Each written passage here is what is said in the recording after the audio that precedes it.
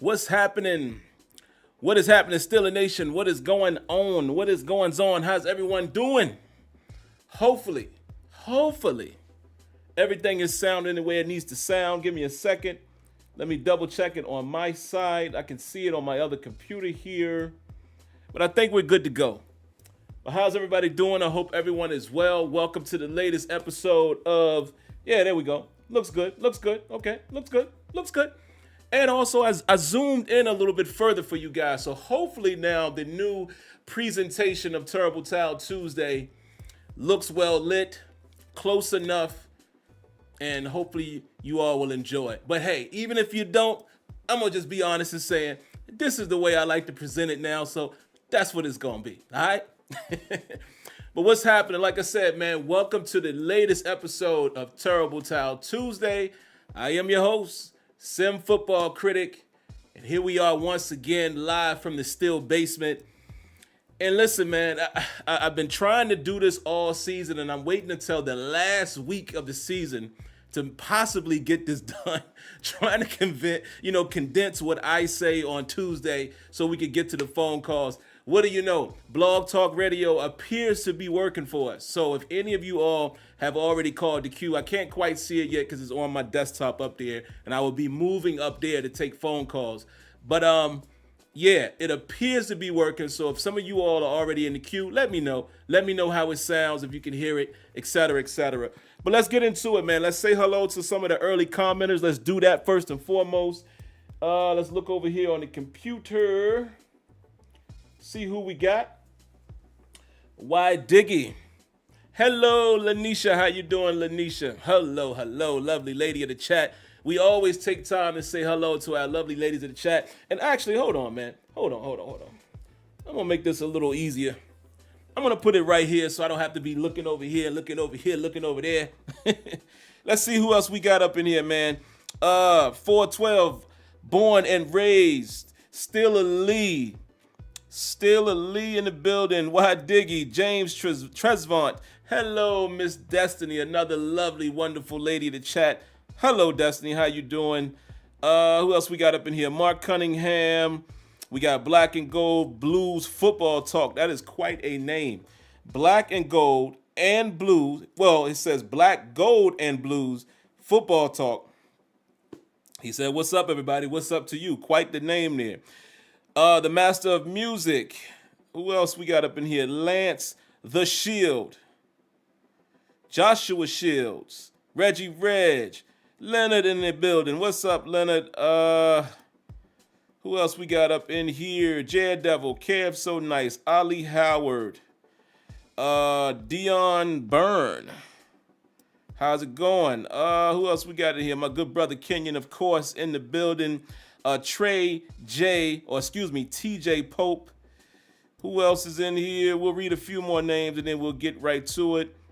We got our lovely young lady, Susie. Hello, Susie. Everyone say hello to Susie. Y'all know has become one of our favorites, maybe the youngest viewer, and we appreciate you so much. Hello, Susie. Pittsburgh Gentleman PA is in the building. Ty in the building. You already know. 804. 804 until the day we go. You already know. Let's see. Hello, Diane. Another lovely lady to chat, man. The ladies in here tonight, man. I appreciate you lovely ladies coming through. Desmond in the building.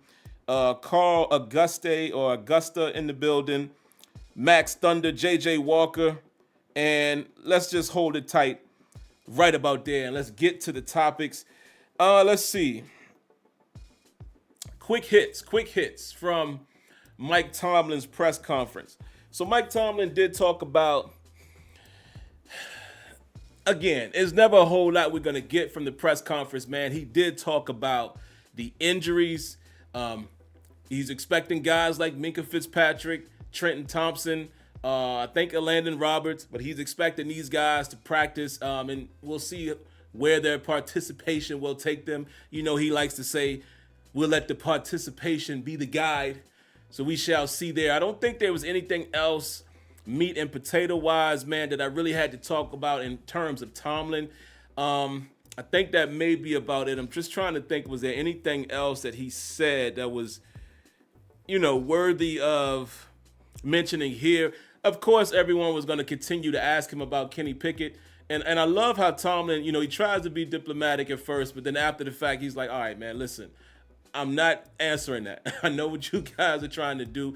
And it kills me too, man. The reporters, what cracks me up about the media? The media always acts as if they are the best, right? And this is what I mean. If I'm sitting in the media room and I get one of the other, beat writers or what have you, ask a question, I'm not going to turn around and ask the same question. I'm going to read the room, as they say. And it cracks me up how a lot of these reporters, they don't know how to read the room. He got asked the same question like 7 times. And like I said, at the end of the day, I feel like if I was in that room or if I moved or was rubbed elbows with those type of media people, or just let's say I was in position where I'm asking coaches questions, I'm going to know how to navigate that situation, right? When I could tell, all right, they're getting a little agitated, or I could tell they're not going to really go into that. They're not going to delve deep into that. I'm not going to ask the same question over and over and over and over, especially these ones who are the mainstays around Pittsburgh media. Like, why do y'all ask the same questions? Why don't y'all team up and ask different questions so you could get a lot of information as opposed to asking the same question? I mean, it just kills me when I hear that. It really does. It really bothers me, man, where they be fishing and fishing and fishing. And I'm going to tell you right now, not just Mike Tomlin, but a lot of head coaches are just too good for that. You're not going to catch them slipping.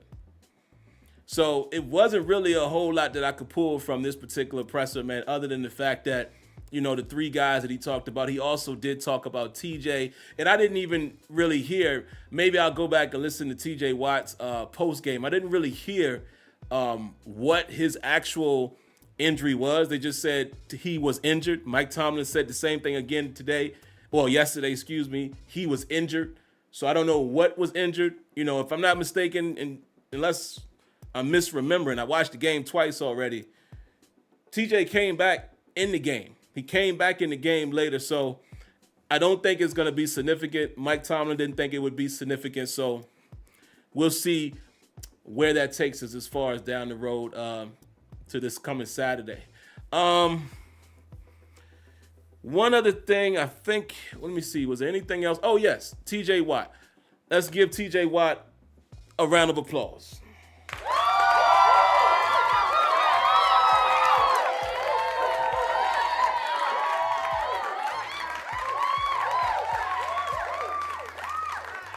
We're going to give TJ Watt a round of applause because apparently TJ Watt was voted as the team MVP. I don't think it's surprising to any of us that he won that award. And I'm guessing he did, because I'm just listening to some of the media, media day or whatever they had this week so far, the people who spoke to media, and they're saying it. I think Mason Rudolph said something to that effect. So no surprise there, man. I mean, TJ Watt has been a dog. TJ Watt with a lot of sacks this year. I think he's still leading the league in sacks, but let's not think and assume. Let's be factual. So y'all know I like to do that. I have no shame in showing you guys my research in real time. So let me take a look at that real quick. Let's see. TJ Watt. Let me see if I can find it. If I can't find it on my mobile device, then I will quickly just switch over to the computer. Yeah, I can't seem to find it there, so hold on. The master of music says he has 17. Is he still in the lead? Maybe some of y'all can let me know. Let me see. Is he still in the lead? I can quickly get it here. 1 second. Player stats.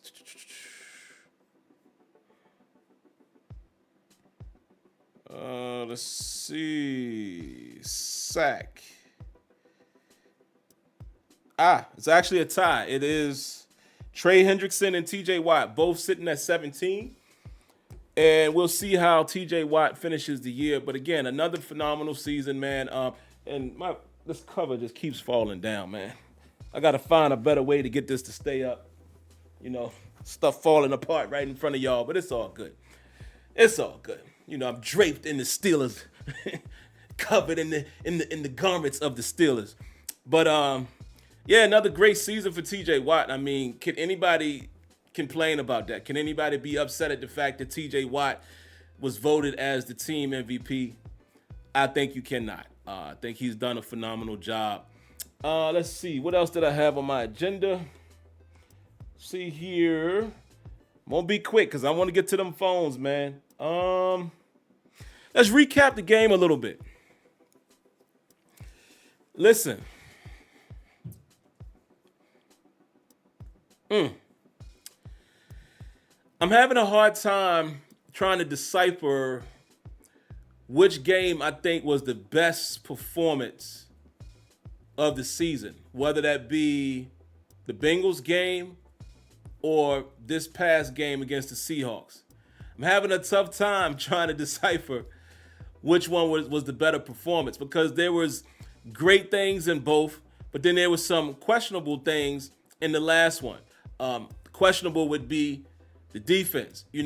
Defense kind of held it together, but it literally felt like a bend but don't break defense this past Sunday. And again, we understand why. I think people need to really stop and really consider the fact that the Steelers are running without 4 safeties.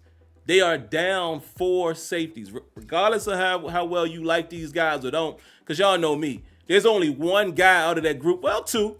There's only 2 out of the 4 that I would call their name. One, obviously, is Minka Fitzpatrick. The other, Trenton Thompson, because Trenton Thompson seemed like he was coming on, maybe starting to make a little bit of a name for himself. The jury's still out on him.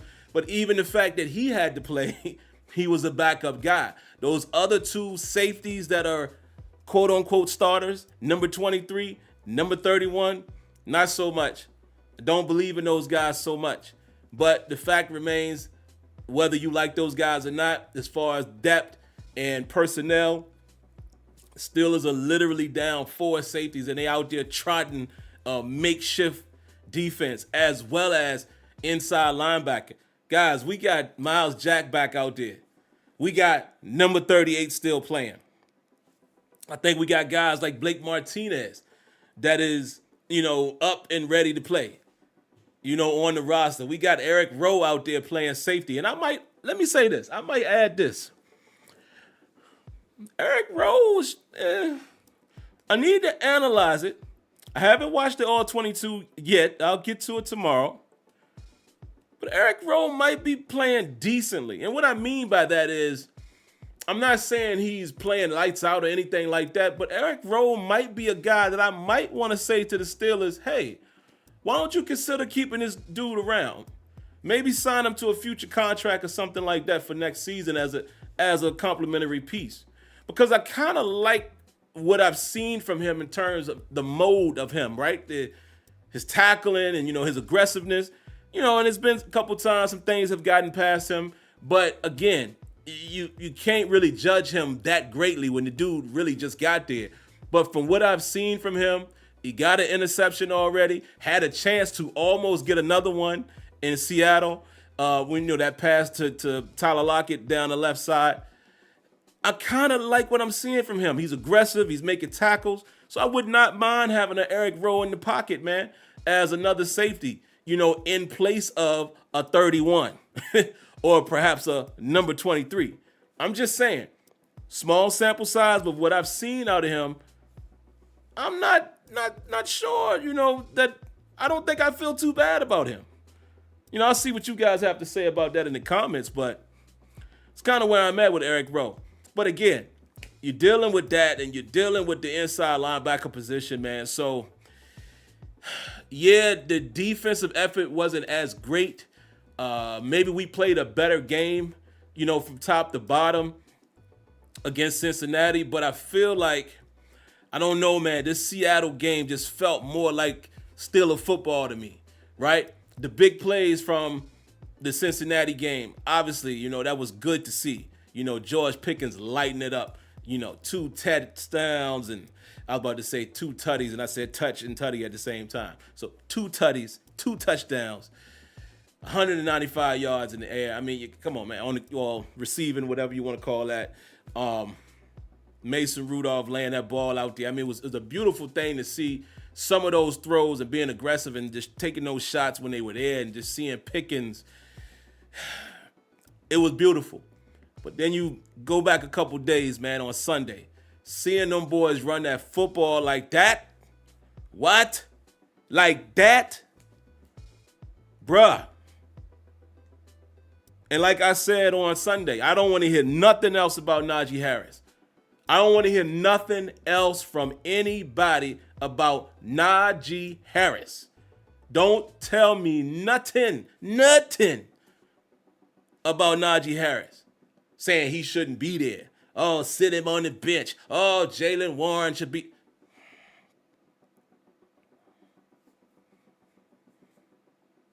Anybody who's still saying that, this is how I feel about you.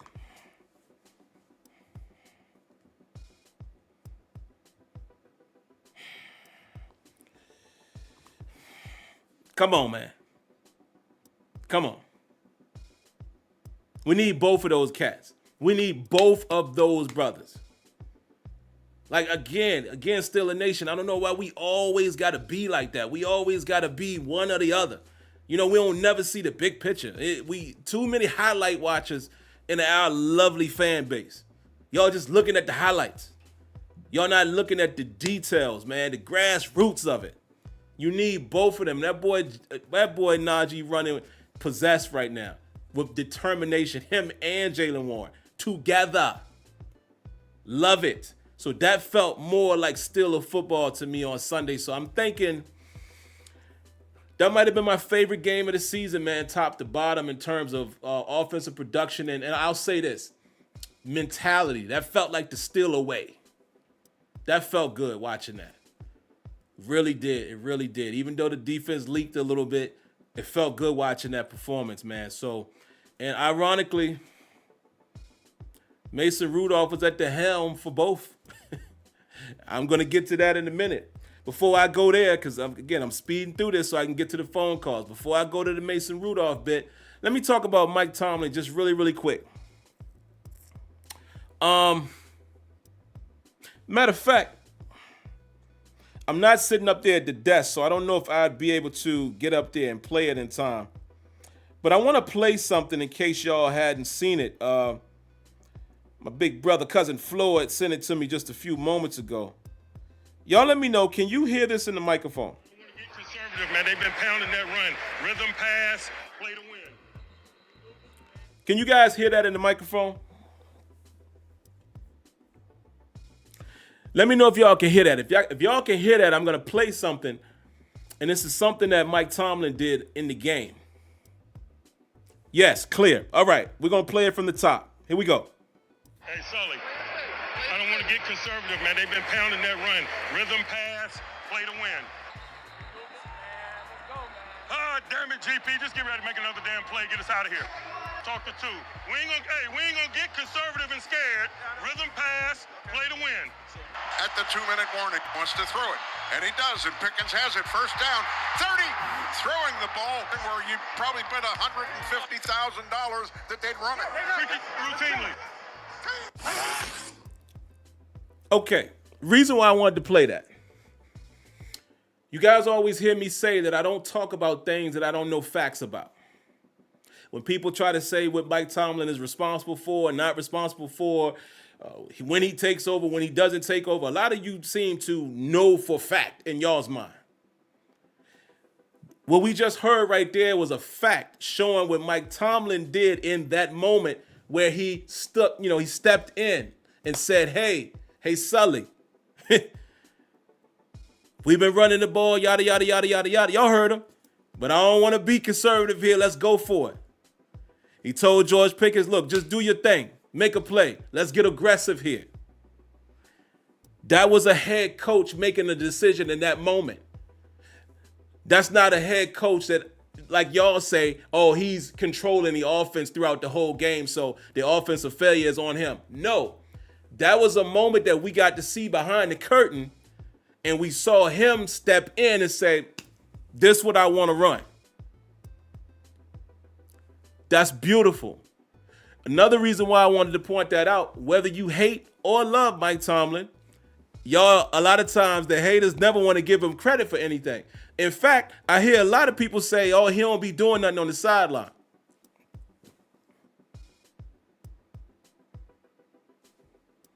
So whether you hate or love Mike Tomlin, I love hearing stuff like that from a head coach, whoever it is. But I'll say it, I love hearing that from Mike Tomlin because he's the coach of the team that I root for. I love that. Win, lose, or draw, I love that. I love hearing that type of coaching in real time, making a decision, and you live with whatever's going to happen. He also said, we plan to win. Play to win. Love that. Because there have been times in the past, we all can agree, where I felt Mike T and company were a little too conservative. I love it. So I just wanted to point that out because, again, man, listen, whether we hate or love the head coach, I just want to point out some of these narratives and things that we speak about and we know nothing about, because a lot of y'all say that. A lot of y'all say what he does not do. Now, your opinion of the head coach is up to you. I could care less. I'm just saying, when we talk about these things, whether it's Tomlin or Sullivan or Faulkner, hey, even Canada, any of these people, let's try to speak with more substance than just feelings. Because sometimes we don't be knowing what we talking about. And I try not to do that, man. I really try not to do that. So I love when I can get facts. And again, I'm going to highlight the good things and the good moments. And then I'm also going to criticize the bad things. I even said in this game, I talked about it after the game. I think it was that drive, that second before the last drive, I thought we were a little too conservative down there in the red area. I was like, man, go for the knockout blow, and we didn't do it.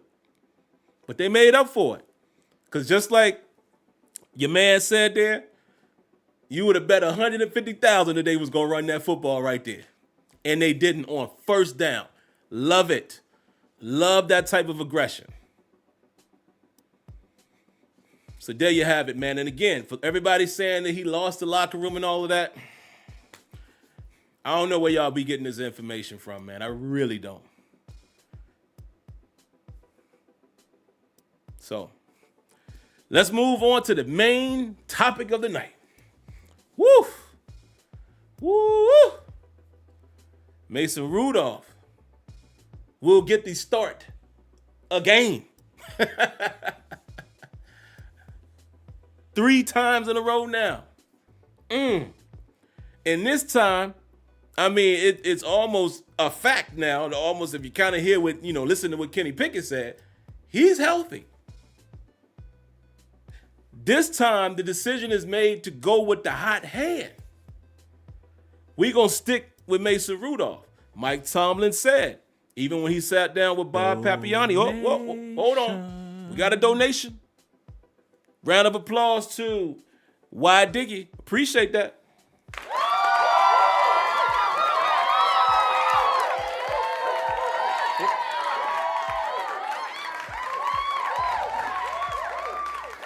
Y Diggy says, fun fact, in the Tomlin era, the Steelers have only played one game when they were mathematically eliminated from the playoffs.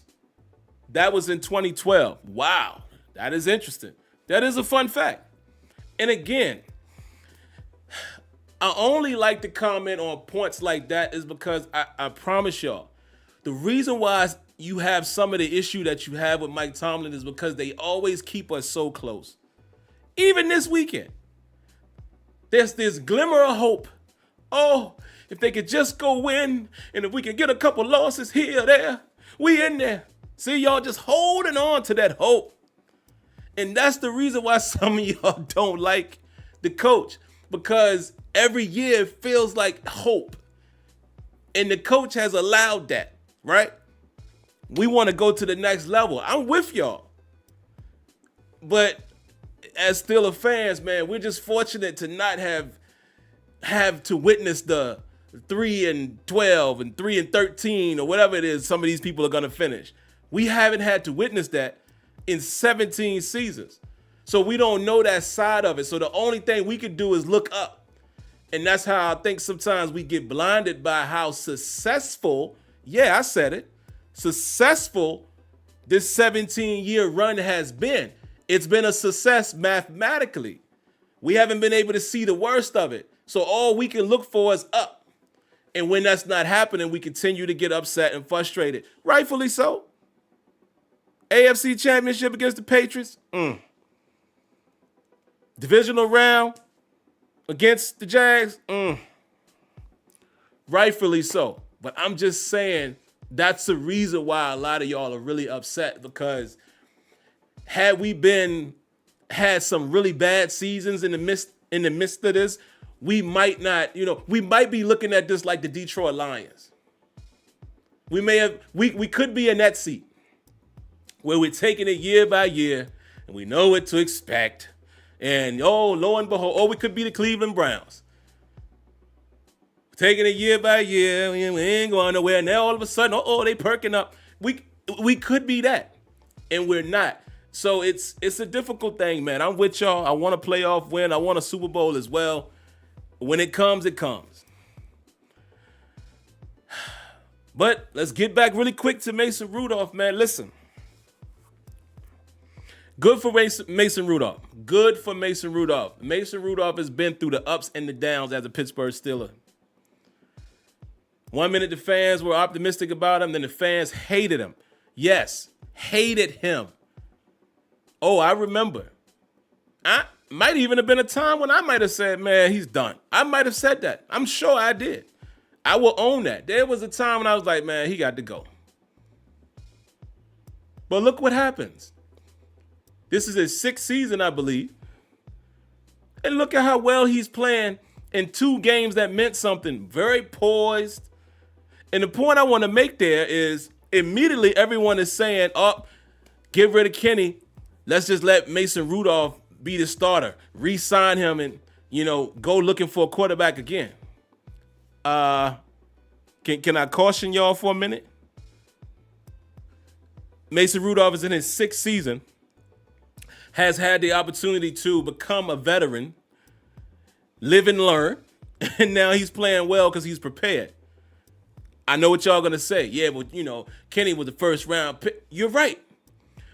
But all I'm saying, I'm not saying wait 6 years for this guy. I'm just saying, is it possible that Kenny Pickett could also turn it around? I'm just asking.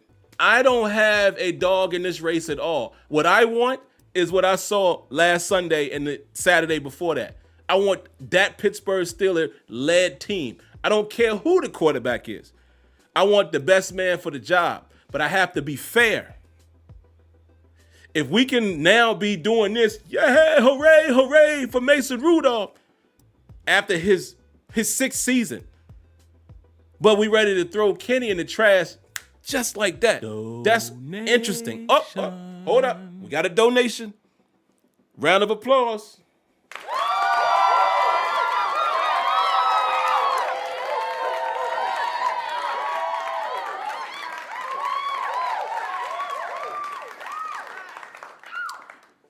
The Master of Music, I appreciate the donation. But I'm just saying, folks, I still believe that I don't know what all Kenny Pickett is, or is he ever going to be? I don't know. I just know he has not been playing the way I want him to play. My assessment of Kenny Pickett has not changed. I think Kenny Pickett has the talent. I think, yes, he even has the arm talent. Not the greatest arm, no. I'm talking about, can he make certain throws? Yeah, I've seen him do it. Does he have the attitude? I think so. Is he a tough kid? I think so. Is he confident? Yeah, I think so. Does he have moxie? I think so. What I need Kenny Pickett to do is work on reading that field. Read the field. Work on that pocket presence. Be more decisive. If he can fix those things, sky's the limit, perhaps, for him as a Steeler. I'm still sitting here today saying I have to wait and see. Because I know what a lot of y'all were probably expecting me to say tonight. Yeah, you know what that means for Kenny Pickett, he's done. No, I don't believe that. I think what has actually happened now is now that fire has to be lit. Now he knows competition is right there with him. Especially if the Steelers decide to re-sign Mason Rudolph. Let's not forget last year of his contract. If the Steelers re-sign Mason Rudolph, oh boy. Now Kenny Pickett, that seat hot. Ooh, boy. Ooh, it's burning. I can't even sit on it. Hot. Pause. Hot seat. Hot. And then we got an interesting offseason. Because I still believe my beautiful Pittsburgh faithful, all of my lovely SteelerNation, I still do not believe that they've given up on Kenny Pickett. I can almost promise you that.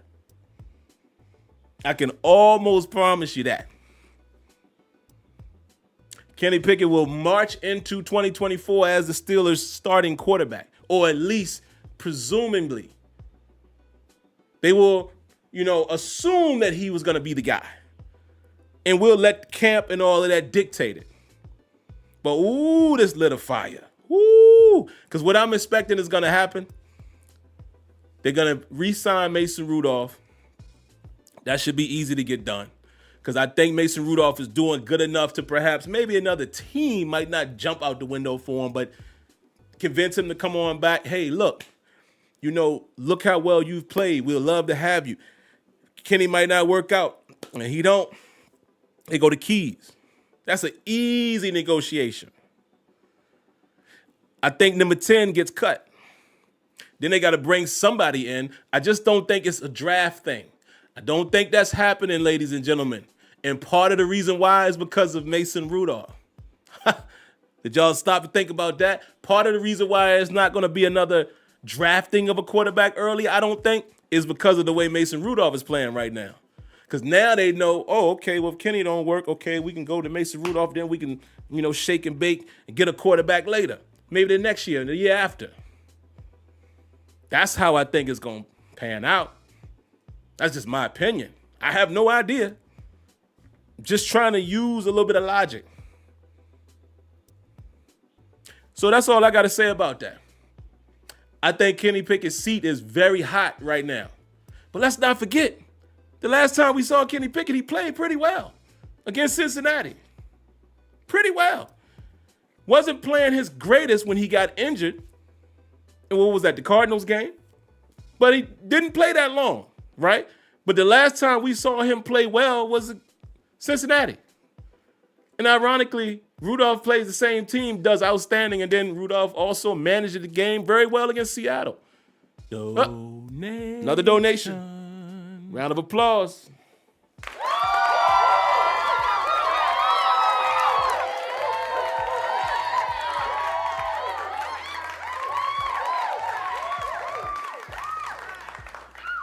Appreciate that, the Master of Music. Thank you so much for the donation. He says, Mason Rudolph basically went through what Jordan Love went through, sitting behind a future Hall of Famer. Absolutely. And with no guidance, if you will. No help. Mason Rudolph has told us many a times that, if you really just listen, Ben Roethlisberger won't feel in him. They didn't have no real relationship. And Mason Rudolph being classy and saying, hey, you don't expect a 37, 38-year-old guy to be best friends with a 23-year-old. Very diplomatic, this guy. But remember after Ben was gone last season when they talked to him, he said, it's nice when you have support. Ben wasn't rocking with homie. Ben did his same passive aggressiveness, and I love you, Ben, but you did the same thing when they drafted him, and you came out and said, that was a wasted pick. I just felt like we could have done. Come on, brother, you don't do that. And you were aging. That's the thing, Ben. You knew you were aging. How you not gonna look out for the young kid? It's crazy. No, you can't play forever. But that's what I would say about the Kenny Pickett and Mason Rudolph situation. I think it has gotten interesting. I think the seat is hot. I think right now Coach Tomlin is making the decision to go with the hot hand, even with a healthy Kenny Pickett. and it is what it is. And, the excuse that you have is there's no need to rush you back. You're coming off of the ankle injury. Hey, your buddy is playing well. No need to rush you back in case we need you, break glass in case of emergency. And we come back in next season, the keys are yours, but I'm going to tell you, if you get caught speeding, I'm taking them keys away. So I think that's what's going to happen, man. Just my opinion. So, whatever narrative y'all want to create is cool, but that's how I feel it's going to go. This does not mean the end. Oh, man, I'm seeing so many people always say, oh, they're going to dump Kenny Pickett at the end. No, they're not. No, they're not. I think Kenny Pickett will still have the opportunity to be the starter, the quote-unquote franchise quarterback. But now he really has to earn it. And that's just it.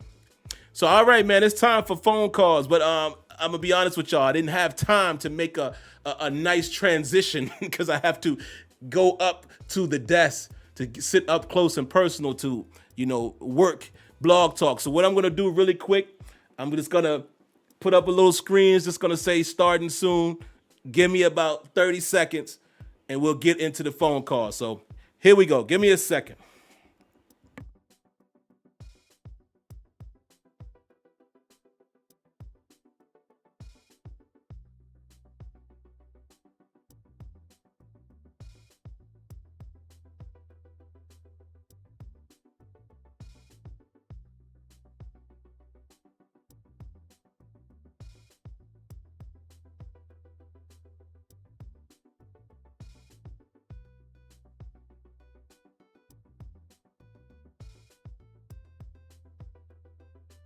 All right.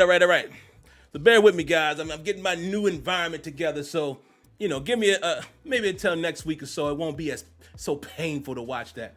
All right, let's pull up the queue, man, because I'm ready. Ain't but 3 of y'all in here. So listen, while blog talk is working, let's get to the calls.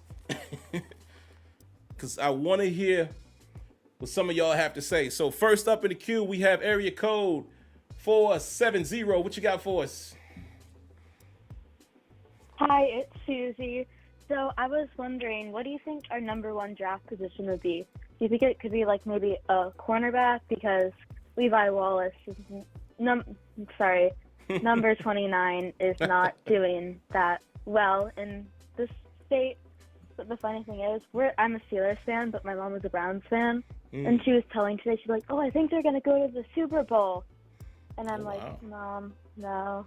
She says that every year, though, so it's nothing special. But, yeah. All right. Well, Susie, we love your call. And you are a fan favorite. We love you so much. And for you guys and gals that don't know, Susie is 14 years old. And she is tuned into this show. That is so humbling for me. Because I'm far from 14. And the fact that I can keep your attention. And not only keep your attention, you are engaged. You're literally engaged more than I was when I was 14 in regards to the Steelers. So I love it. It's a beautiful thing. We appreciate you so much. I hope you had a wonderful holiday and Happy New Year to you. But let me answer your question. Yikes. The worst part of this is there's quite a few positions. There's one that can't go unnoticed. That is the center position. You'll have to ask our resident scout, Kenyon, because I know Kenyon has been on it already. I usually catch up with players later. You have to ask Kenyon whether or not there's a worthy center in the first round. But that's absolutely one. Oh, my bad. Somebody said drop the number. Here you go. Hold on 1 second. Oh, here's another thing I'll tell y'all, man. Y'all seeing it in real time. So I switched my computer over to my bigger screen, and as you can see, things are not sized appropriately. So hold on. Let me move this. Hold on. And I'm about to change this thing anyway, so I just wanted to show some of y'all the number. There it is. Area code 619-924-0818. 619-924-0818. And I don't mind showing y'all these things in real time because just like me, and I'm sure some of y'all lazy sometimes, and I'm getting better. But I have so many things going on during the week. Y'all have no idea. And I've been telling myself, okay, I got to fix this, fix that. And then I get on the show and I say, I didn't fix that. But it is what it is. I promise y'all. It'll get better. But yeah, Susie, center, perhaps corner. I don't know if corner is first round. Safety is in that mix. Strong safety. Inside linebacker. Inside linebacker is absolutely in that mix. So those would probably be the first positions I'm looking at. I mean, if there is a worthy, and I'll agree with a lot of you all that have said this in the chat. I know Kenyon has said it. If there's a worthy right tackle, like a legit right tackle, I'll take that, and let's go ahead and move Broderick over to the left side and let him play where he was drafted to play. So those will be my answers, my quick, short answers, Susie. Center. If there's a standout strong safety, if there's a standout corner, because we do need another one. I mean, Patrick Peterson is just there to be there for a moment, right? And listen to this. He's already saying himself that he's thinking about being a safety full time. So we definitely need a corner. And yes, number 29. Round of applause, guys. We got another donation. Thank you so much. Who is that? The Master of Music. Appreciate that.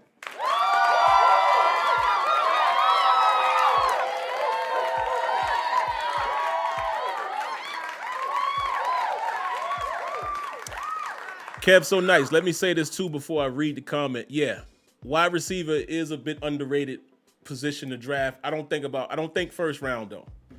Let's see. The Master of Music said, gotta remember great players don't have to come in the first round because our first round might be a bust in the draft. Don't rule out low rounds. You are absolutely correct. Antonio Brown, anyone? Just saying. I'm just saying. We've seen that in Pittsburgh. So you're correct. Happy New Year to you, buddy. Thank you. Happy New Year to you. Yeah. I'm just hollering out to my people. I just want to give my analysis going back with Mason Rudolph. And this is what I see basically what's happening with Kenny, if you can pay attention to it. Remember, Ben tore up his elbow the year Kenny went out there and started after, I think, the second game against Seattle. He, again, just got on the team and didn't get the experience to learn behind the veteran, which he was going to do behind Ben, even though Big Ben didn't want him drafted. But long story short, he gets out there too early. He only played college ball. He get out there against real NFL defenses in the regular season. And, of course, he had happy feet. He wasn't ready. He did start showing some promises, but he got hurt. And then everybody started judging him, especially what happened in Cleveland when Myles Garrett almost cracked his head open with that helmet. From that point on, everybody put a bad read on Mason, and Mason really didn't get a chance to develop like he is now. Fast forward, we draft Kenny Pickett, and you pick up Mitch Trubisky. Those two, no experience running his team. They first go around. Mitch was benched after 5 games. Kenny gets out there.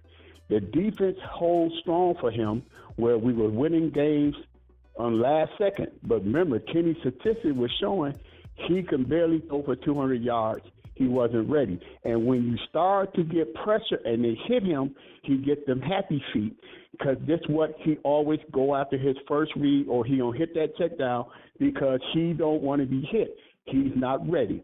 Now, you put Mason out there. He sat behind the Hall of Famer. He learned, he even said it himself, how to sit in the pocket, make his reads, and attack downfield with the targets that we got. And you also must remember when Mason first got the job when Ben got hurt, remember, Antonio Brown was gone, Martavis was gone, Le'Veon was gone. Only best player he had was Juju, who was a real good tight possession-like receiver, and Deontay was in his rookie year. So he had to wait till them guys basically develop and become those guys, and that's also why he didn't do good on his first go-around. This go around, Deontay is the veteran.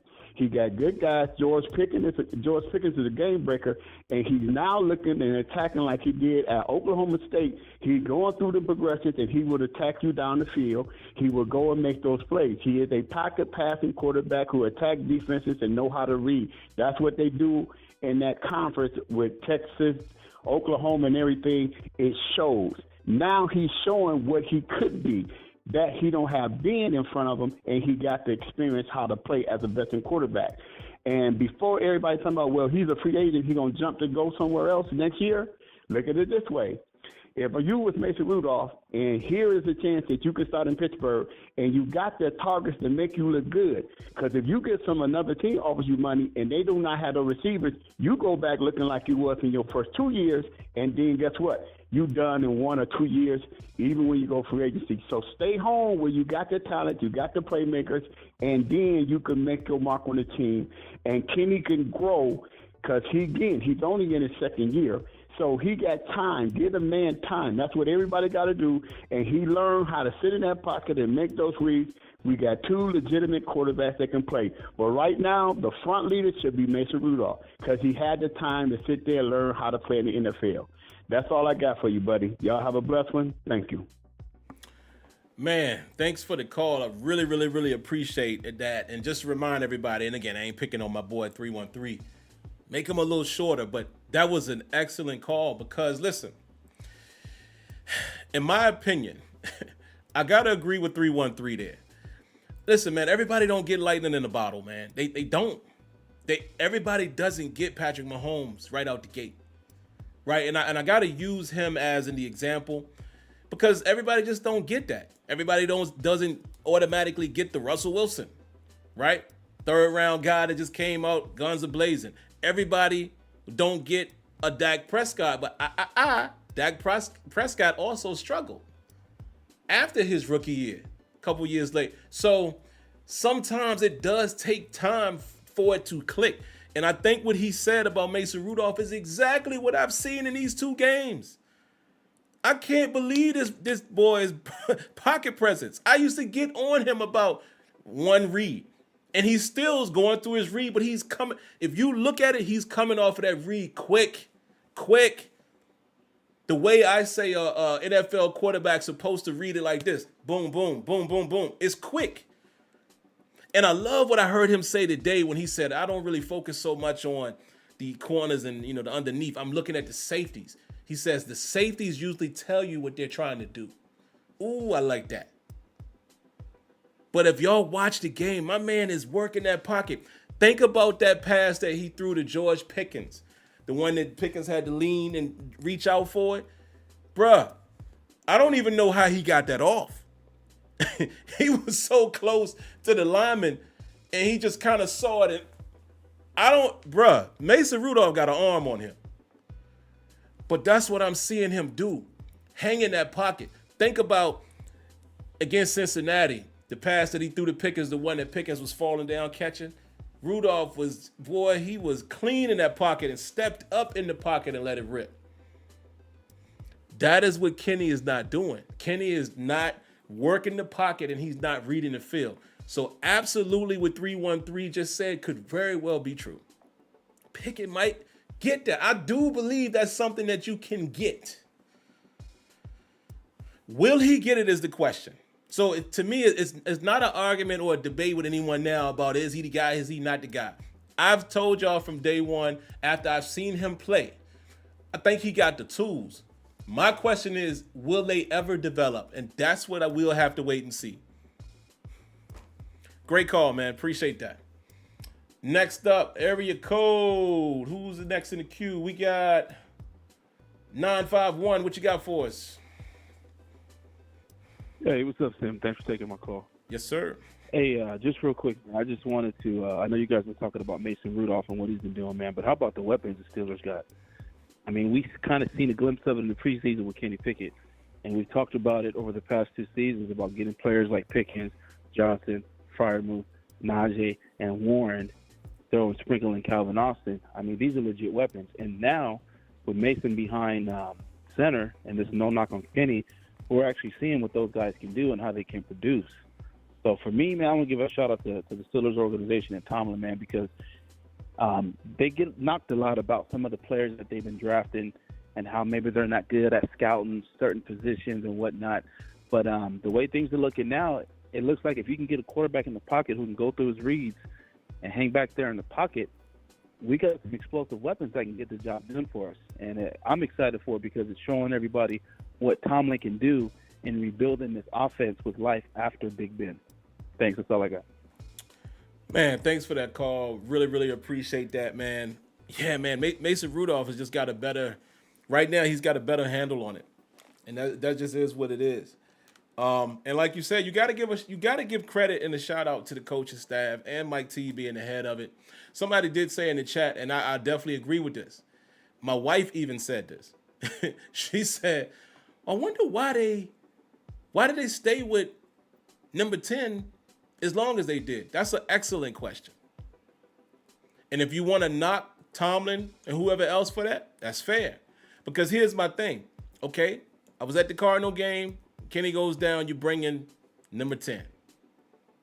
Okay, maybe you give him another crack at it the next week. But you kind of know what you got in him. Every time he's got in the game, he turns the ball over. So even if you wanted to give him another whole game, why was he still playing quarterback for the Colts? Against the Colts, why? That was my question too. And a lot of us were saying, man, give Rudolph a try. So now that Rudolph is playing well, of course, obviously everyone's going to say, see, we're so reactionary. Obviously everybody's going to say, see, you should have. It's not true. Because if we're being real with ourselves, ain't nobody thought Rudolph was going to be playing like this. Come on, be real with yourself. Nobody could see what he did against Cincinnati. Nobody. All of us were saying, yeah, he'll push the ball down the field. But there's no way you're going to tell me that you saw that from him. And if you did,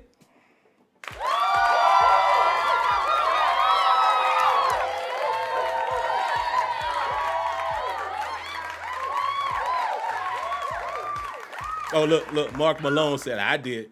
So let me ask you, Mark, and shout out to my man, Mark Malone. So you've been a Rudolph fan the entire time, even during his bad play. This is the question that I'm not just asking to Mark. Even through Rudolph's worst play, y'all were still true diehard fans and you believed in him? Tell me yes.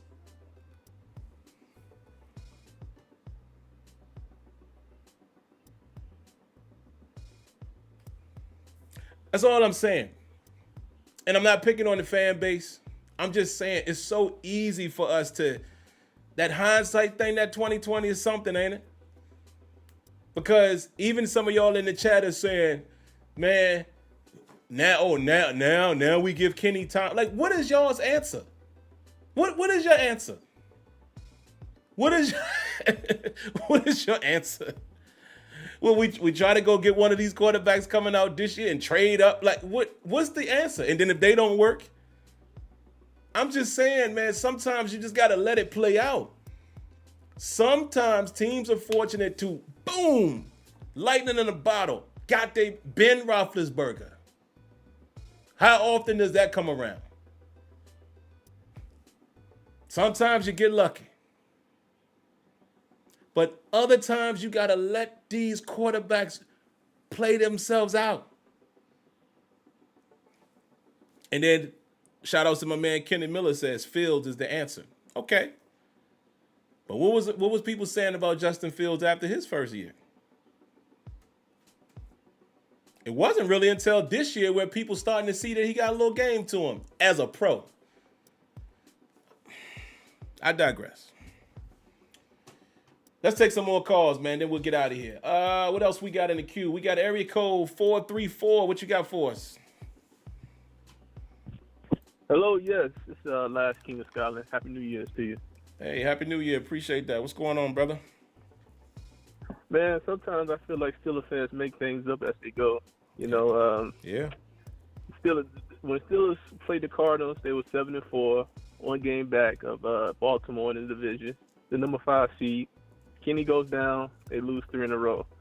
I keep hearing that, Mason saved the season. No, Mason saved us from Mitch Trubisky. Kenny was leading the team to the playoffs, what people wanted, And I keep hearing deep ball, deep ball, deep ball.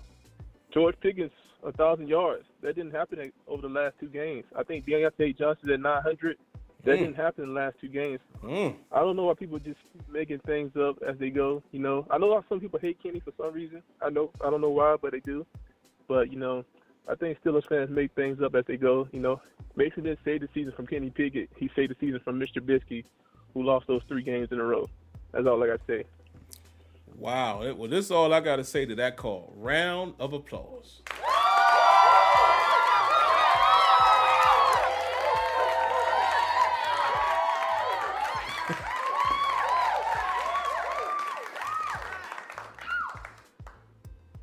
Great call. And listen, that don't apply to everybody. It's just like that thing that, you might have heard in school. You might have heard, I'm trying to think of who else might have said it. A parent, maybe. When they say, look, if it don't apply to you, it don't bother you. So the things that I'm saying or other people are saying, it might not apply to everybody. And if it don't, you don't have to respond to it. Because if that ain't talking about me, that's how I get down. Some of y'all might have actually believed in Mason Rudolph. I do think that's possible. But here's the flip. The same way some of y'all believed in Mason Rudolph and saying he just needs time, that is the same thing I'm saying about Kenny. Kenneth. It's the same thing. So that's my point. Point is, none of us knew what Mason Rudolph was going to be or is going to be. His story is not over. We're seeing it now. Oh man, this boy played good for 2 games. All right. Let's see if he still got it. Let's see it. Okay, I see you. It's the same thing. But I'm telling you, you know what? I can't be surprised because it's the way of the world now. Everything is microwave. Everything is microwave. Music. People calling classics. They calling albums classics after they hear the first 3 songs. 3 songs. The album got 20 songs on it. After song 3, yo, this is a classic. Yo, this joint fire. Stop it. Or it's the other way around. It's complete trash after the first 3 records. Now, I know. There's some albums that you could tell, okay, I don't like where this is going, but y'all know what I'm trying to say. Everything is microwave. Your favorite artist get an album out. It comes out in June. Y'all are already asking for a new album in August. It's the same thing that we're going through with these quarterbacks. Everybody wants, he didn't work. Start over. He didn't work either. Start. Dog. How long is it going to take to find that fire? It don't happen every year. Look at all of the quarterbacks who've come along in the last 5 years. It don't happen to everybody. Y'all correct me if I'm wrong. I could be wrong here, and I'm open to being wrong. Is C.J. Stroud the only rookie quarterback that's lighting it up in the last several years? Rookie. Now, granted, this is Kenny's 2nd season, but I'm just saying. Is he the only one that has come in and we like, whoa, this boy got something? Am I missing somebody? Somebody said there's several. Okay, name them. I could be missing them.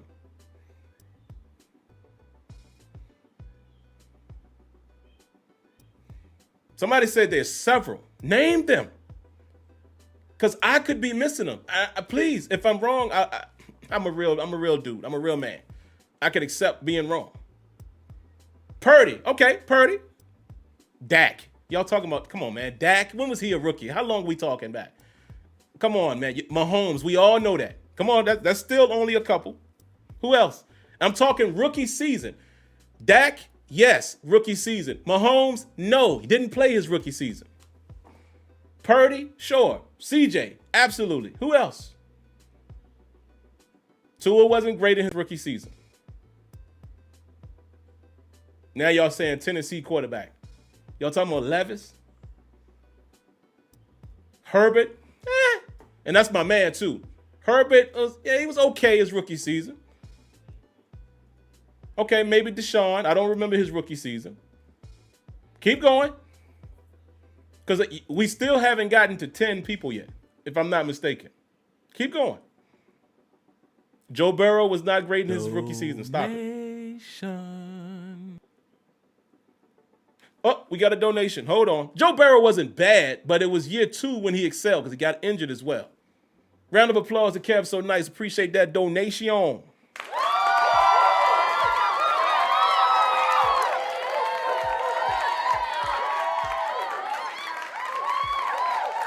That's right. Destiny got it right. Joe Burrow got hurt. Stop it. I know Juan is just joking, but Lamar, no. Josh Allen, absolutely not. And I know Debbie just fooling around. Josh Allen wasn't great his rookie season either. All right, let's read the comment. Number 10 made me realize how bad he is. I know Mason had a nice arm, but the team showed us when we get the ball down the field, our offense can be good, and who you got winning the national title. Woo! Got to go with Michigan, man, just the way they look. You know, it's hard to go against them. I'm going to just do several round of applause here because we got Maestro and Stillberg. Appreciate all of the donations, man. Love y'all to death, man.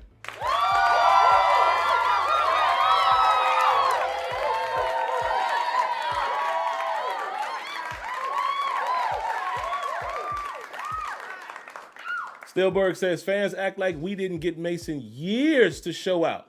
Now they want to run Kenny out of town. They wanted to trade Pickens and trade Tomlin. They absolutely did. And here's the funny thing about I saw somebody else say the Steelers never gave Mason a chance. Well, do y'all remember who was playing quarterback ahead of him for his first, let me do the math here, first 3 seasons? 3 or 4 seasons. Do y'all remember who the quarterback was?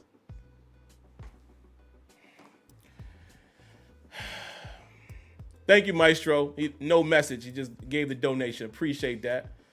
But yeah, like I said, man, listen, we couldn't even name 10 rookie quarterbacks in the last 5 years that just came in lighting it up. And though Kenny Pickett is not a rookie, my main point of that is sometimes it just takes time. You don't always get the best guy, right? And also, here's the number one thing that everyone is forgetting.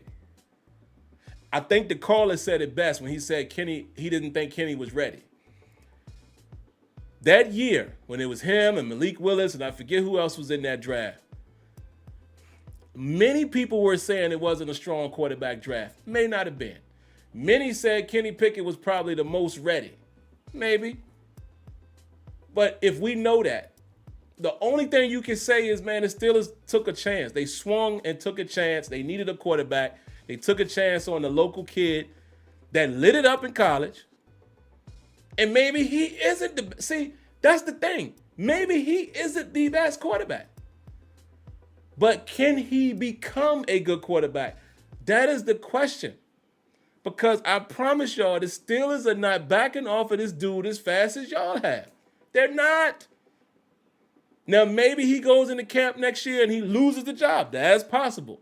But he absolutely walks into 2024 as still someone that they are assuming will be the starting quarterback with a new OC.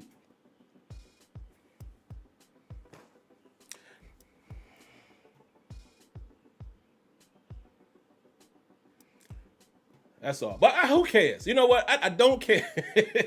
I don't care to argue with y'all, man. I don't care. Have your opinion. I'm just trying to, give you my 2 cents because y'all watch my show. That's all. Our show. I say our because y'all are part of it. But you don't have to convince me. And I'm not going to try to convince y'all either. I'm just trying to use some logic. All right, man. I only got time for one more call, man. 2 more. We're going to go with area code 562. And after that, 702. Then we'll wrap things up for the night. Area 562, what you got for us? Oh, what's going on with you, Sims? This Mr. Malvo, what's going on with you, man? What's going on, man? Appreciate the call. Oh, yes. I just wanted to say what's up to you one time. Now, my thing was the Mitch situation. So have y'all looked at how Jared Goff is doing in can you hear me? Yeah. You speaking. Go ahead. So the thing is, Jared Goff was terrible with the Lions. Terrible his first season there. But they stuck with it. What we did was get rid of him after 5 games, as mentioned. So my thing is, how do you expect somebody that's new to your system, to your program, to develop if you don't give him the opportunity to go through his trials and tribulations as you're asking for Kenny Pickett? Yeah.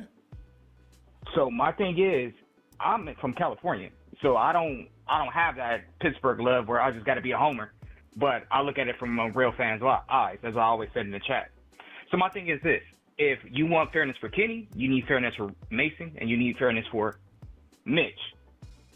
None of them passed the sniff and eye test in California, bro. But I can say Mason, I've seen him develop over the last 6 years. You feel me? So all I'm saying is, if you want to play it fair, Mason needs, not Mason, but Mitch needs that fair shake too for a full season to really see if he can develop like we're asking for Kenny and how Mason's showing us now. That's all I want to say. That's my meat and bones on the Mitch thing. I think Mitch can be a good quarterback for us if he has time to develop the way you're screaming, not you, but the way the fans screaming for everybody else. Man, that is an excellent call, and it deserves a round of applause. Man. Hey, shout outs and round of applause to Mr. Malvo, because you know what? I have no rebuttal. He's right. Except for my only rebuttal. I lied. I do have one now that I think about it. Maybe not with number 10. Maybe not with number 10. Reason why I say that, yeah, he was new to the system and all of that, but he did have a full off season as the number 1. And it's just the way he has played. Ugh. Like me personally, I'm taking Kenny over number 10 any day, even with his rough edges. Now, which your point is still valid, absolutely, for Kenny Pickett. I would have to say that. You got to give these guys time, man. I mean, it just is what it is. I know some people hate to hear that, but look at Mason, man. I mean, honestly, Mason Rudolph looks good in these 2 games. And I'm not even, I'm so real with it. I'm not even overly excited by that because I need to see more of it. See, I don't move the goalpost so fast. But I cannot deny, the boy has looked good in these 2 games, and the offense is humming with him. Drives are being sustained. The offensive line going crazy out there. Except for number 61. Come on, man. You and these bad snaps is pissing me off. Stop it. But everybody else, offensive line is coming together. Najee running hard. Jalen doing his thing. George Pickens coming in lot. Oh, and by the way, on that touchdown run by Jalen Warren, I think it was the first one or the second one? The 18-yarder. Did y'all see who was blocking downfield for him? Oh, yeah, it was George Pickens. These boys are coming together. And Mason Rudolph looks good, man. It looks like he learned something. So, cannot deny that. Sometimes you can't be so quick to move on from people. You're absolutely right. So, I will take that humbly. All right, man, the last call of the night, area code 702. What you got for us? Yo, Happy New Year to you, my brother. I just got a couple things here. I'm going to be very real with you. This season has put me in a place where I don't really like to look at Steelers content, but I always appreciate your content. So thank you. I have to just buzz in, man. But first thing I got to say is we got to thank people like the vets, like Charlie Batch, because if it wasn't because of dudes like Charlie Batch, we wouldn't have the room of quarterbacks that we have right now. So he just makes it cool to be a backup, and that's the only reason why we even have somebody like Mitch who stayed here, or like Mason who came back on a 1-year deal when he could have gone anywhere else. You know, the way he makes it seem is the reason why I do think that when KPA comes back next year, he's going to be number 1. because somebody like Mason might be willing to sit behind him. Which brings me to my next thing. I think people don't see how good this team is. This team is at a – go ahead. I just said, okay. I'm listening. Yeah, well, you got to keep in mind we are at where we're at right now. What are we, like 9-7? Yep. And we had probably the most horrific offensive mind running the reins for several games. And we still have a winning record. So this team is it just needed a competent person to distribute the ball. And as much as people want to say that Mason he's doing good, but he's not doing nothing crazy.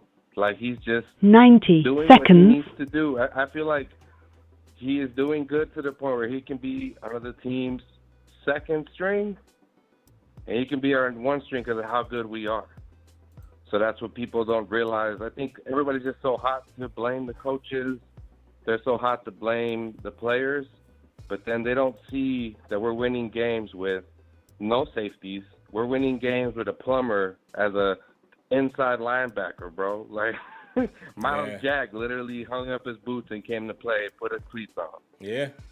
Like, this team is crazy. It's very talented, but we're missing the QB who can stand in the pocket and actually throw something out. And, I mean, we had it in Kenny. Kenny, I will say this. The only reason why I think Mason can take the role from him is because you can't teach that arm strength. Yeah. Like, when you compare arms, I don't think Kenny could ever match Mason's arm.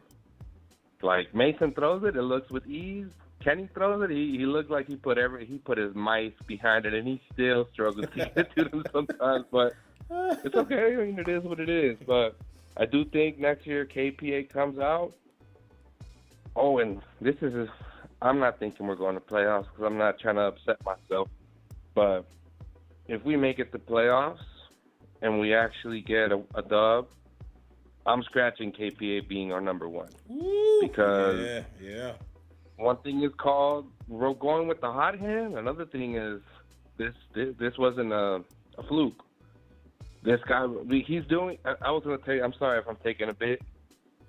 But one thing I was going to say is you got the tale of three quarterbacks. You got the guy who he's the one, so he thinks he's the one. He doesn't care. He doesn't feel like anybody's on his back.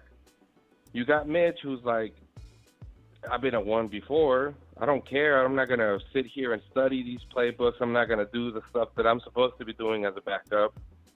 And then you got Mason, who's been in the back room. He's been in the back of the room studying, minding his time. The way I've been seeing him is like, it's like us, bro. Like, if we were supposed to be quarterbacks and then knowing that this is my last shot before I got to go back to my regular job, like, if I get a chance to go out there, I'm going to do my everything to keep this job going. Because if not, I'm going to go be selling insurance. I'm going to be doing something I don't want to do.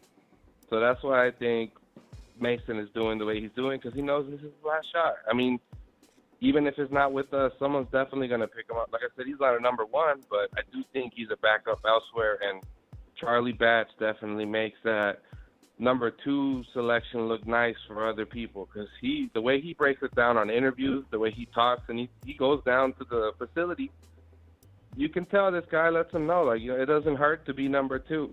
Yeah. You just got to go in there and win a game, and you're the hero. Everybody's chanting your name. Mason's seen it now. Christmas game, I'm sure Mason was. You can tell he's like a kid in a candy store. He out there signing babies, kissing babies. Everybody's crazy. Throwing things at him. He's feeling it, bro. So that's all I got to say. But everybody that's saying this stuff about our quarterbacks, they ain't that crazy. They all right. We don't need nobody crazy. Man, thank you for that. We just need somebody who's competent. Absolutely. And I'm going to give you a round of applause as well. Appreciate the call. Man.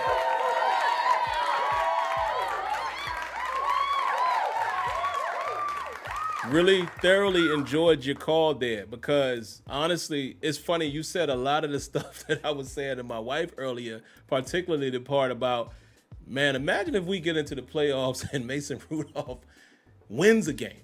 Oh, yeah, there's a quarterback problem. Because at that point, Kenny's not going into next year as the starter. He's fighting for a job. He's fighting for his spot. So it could get interesting. Like, so if anybody wanted me to say, hey, Sim, do you want them in the playoffs? Yeah, for that reason only. Because I do not think this Steelers team is winning a Super Bowl. I don't. But for that reason alone, oh, my Lord, if they somehow get in the playoffs and win one, boy, oh, boy, do we got something to talk about. But everything my man just said there, and you know, with him being the last call, I let him rock a little bit. A lot of stuff there that I definitely agree with, man. You know, Mason Rudolph is taking advantage of his opportunity. You know, the dude even said, hey, man, you know, last year I considered doing maybe, you know, commercial real estate or something. His father does that. You know, clearly you can tell, you know, he comes from money. You know, he got a degree. You know, he ain't tripping. You know, he wants to play ball, but he's a smart dude, too. I don't even like how he talks. You know, he don't really make no mistake in the interview. Talks real matter of fact and never says the wrong thing. Like that kid, that boy has a future. Definitely does. But yeah, man, we'll see what happens, guys. And, you know, in terms of the playoffs, and I'll just say that real quick and then we can wrap up. Listen, if the Steelers were going to get to the playoffs, man, you know, they had to win that Cardinal game. They had to win that Patriots game. I mean, you just can't allow, even though, listen, the Cardinals beat the Eagles. You know, like I always say, it's any given Sunday. So I don't even want to hear us here in SteelerNation, oh, man, we should have never lost. You're right, but at the same time, it all depends on what happens on that field. You know, sometimes the worst team in the league has a day. And the Cardinals got talent too. And they just happened to give it to a Pittsburgh Steelers team. Remember, incompetent offense. That's one thing that y'all have to remember. This offense has been on the struggle bus all season. So it didn't matter who we played. If we couldn't score points, we were not going to win. Simple. Cardinals gave us the work. Patriots came in there and won the game. Those were the two games that you had to put in your pocket to secure the playoffs. Because now, even if you win, you're relying on other teams to lose. And that's just the bed that they've made for themselves. That's just what it is. I care not. Told y'all this weeks ago, and my mind has not changed because we've had two successful games. I don't view this team as a championship team, so I care less if they go to the playoffs. If they go, it would be cool to just see what happens. But I have no expectations. I'm just being real. I have no expectations of this team. It's nice to see them finish on a high note, whether they win or lose this weekend. It's not, again, some people say the winning season don't matter, whatever. You know, y'all don't want to give that to who cares?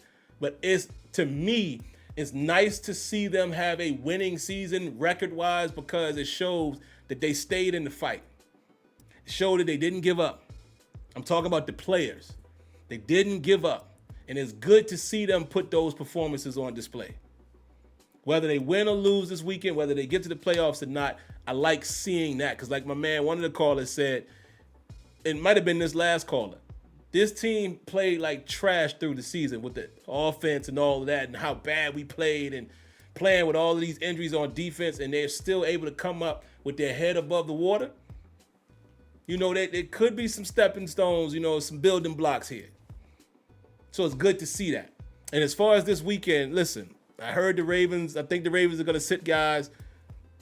Can the Steelers go take care of business? We'll see. But like I said, man, the destiny is not in their hands, so it don't matter. I'm not going to be mad if they lose. I'm not, because, and especially if the Ravens play their players, it counts for Christmas, dog. Come on, man. The Ravens is humming right now. The Ravens looking like the favorite to win it all right now, as of today. We'll see how the playoffs go. But the Ravens is playing out of this world, man. They're playing like a Steeler brand of football. And that's one thing I've always respected about the Ravens is they hard-nosed, just like Pittsburgh. They out there just out physicaling people. And now Lamar taking shots down the field. The boys become more accurate. And like this dude, Isaiah Likely, Lord have mercy. He emerged. We saw him emerging last year. They looking official, man. Yeah, I'm just calling it like it is. They looking official. But let's see. What else we got, man? I think I'm going to go ahead and get out of here. I'll read a couple, maybe one or two comments, because I've already spent a lot of time here. How long I've been here? An hour and 21 minutes. Kev So Nice says, remember the Ravens were number one. Look what happened. Say, remember the Ravens were number one. Look what happened. I might be missing something there. Let's see.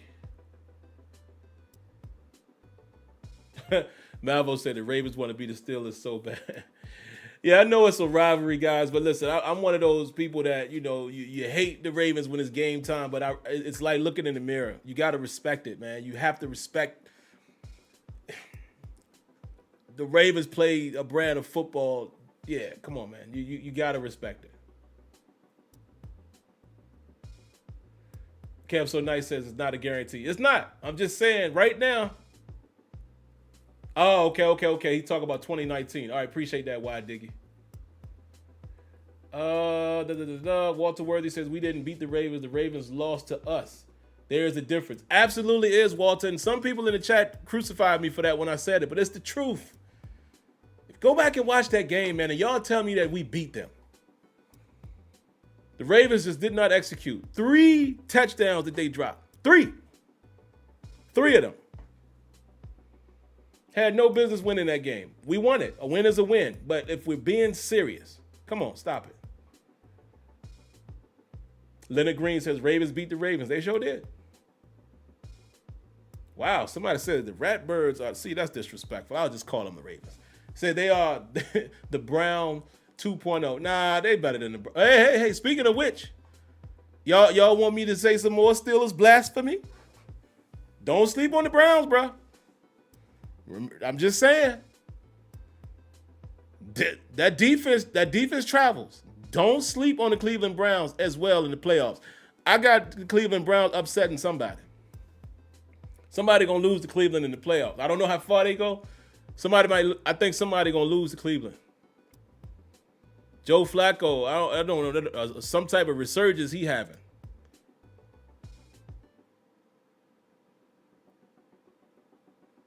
Yeah, the Browns gonna beat somebody. I got that right now. I don't know who they're gonna end up playing, but I got the Browns beating somebody in them playoffs. Let's see. What else y'all got?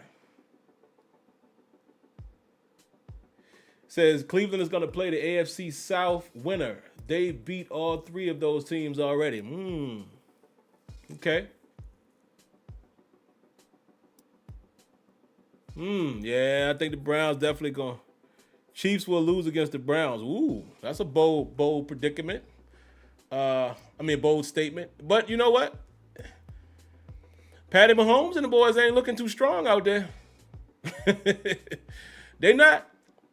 Patty Mahomes is looking, unfortunately, he got receivers that don't catch the football, man. Them boys is not looking too strong out there. They not looking strong at all. All right, man, I think we're going to go ahead and shut her down. Ed Smith says, Browns fans on Flacco's planners.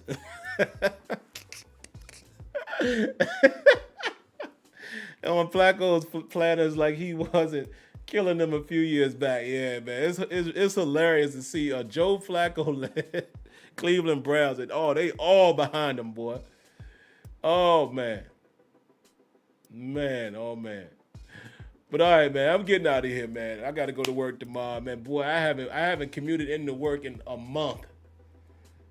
And I didn't go today either because normally I go 2 days, but I was off today. I had to help my sister move, man, my sister-in-law. So, One day. I could do it tomorrow. And then I can chill the rest of the week in terms of traveling. But outside of that, man, listen, I appreciate y'all coming in here tonight, man. If you like the content, make sure, boom, boom, bang. Look at that. Let me fix that right now, man. Hold on. Y'all catch me doing everything in real time, boy. I swear. Hold on. Here we go. Let's do this again. If you like what you saw here tonight, hit that like button. If you like the content, subscribe to the channel. And once you've done that, make sure you hit that notification bell so you know when videos are live and or have been uploaded. Outside of that, man, I hope you guys have a great remainder of the week. Hope it was a short week for most of y'all like it has been for me. Let's get through this week. I'll be back to you guys soon with the before play, which I'm almost bursting in tears a little bit, guys. I'm in another predicament this week. For whatever reason, my son's basketball game is at 4 o'clock on Saturday. 4 o'clock. So guess where I'm going to be as the game kicks off? You guessed it. Outside of the home. But hey, I hope they hold it down. I'll see some of it. And of course, I'll be able to do the post game like always after that. And also, just in case, if you guys are members of the channel, I will be bringing that all 22 footage to you either tomorrow or Thursday. Look out for that. And we'll just take a look again at some of the positive run plays. That's what we're going to focus on. Positive run plays by the Pittsburgh Steelers. And we'll break down how that transpired. But outside of that, man, again, have a lovely night. Have a great rest of the week. Stay healthy. Stay safe. God bless. Good night. And like always, thank you for tuning in to another episode of Terrible Towel Tuesday. I shall catch you in the next one. Peace.